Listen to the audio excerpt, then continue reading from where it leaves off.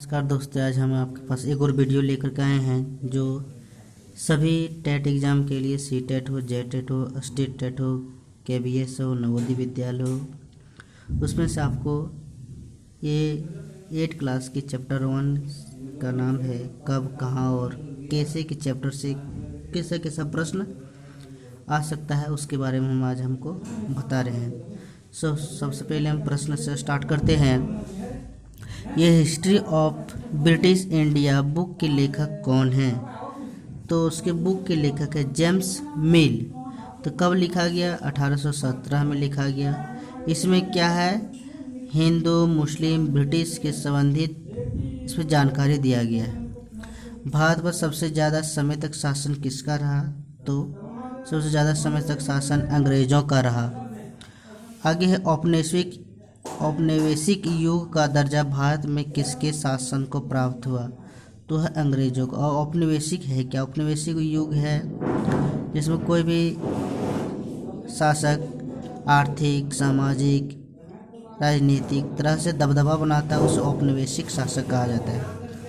भारत में अंग्रेजों का शासन शोषण के दौर कहा जाता है। शासन को शोषण का दौर कहा जाता है।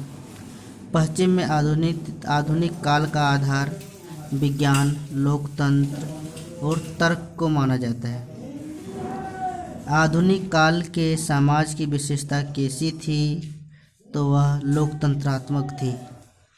जेम्स मिल ने भारतीय इतिहास का विभाजन किया। किसके आधार पर किया? तो वह धर्म के आधार पर किया। आगे है, जेम्स मिल ने कहा कि एशिया सभ्यता यूरोप सभ्यता से पीछे है। जेम्स मिल ने कहा एशिया की सभ्यता जो है वह यूरोप की सभ्यता से पीछे है। अंग्रेजों के शासन से पहले भारत में किसका शासन था? तो हिंदू और मुस्लिम का शासन था। पहली बार भारत में मानचित्र बनाने के लिए किसे नियुक्त किया गया? तो जेम्स रनेल को नियुक्त किया गया। किसने क्या नियुक्त? तो रॉबर्ट क्लाइव ने नियुक्त किया। भारत का मानचित्र बनाने का शुरू कब हुआ?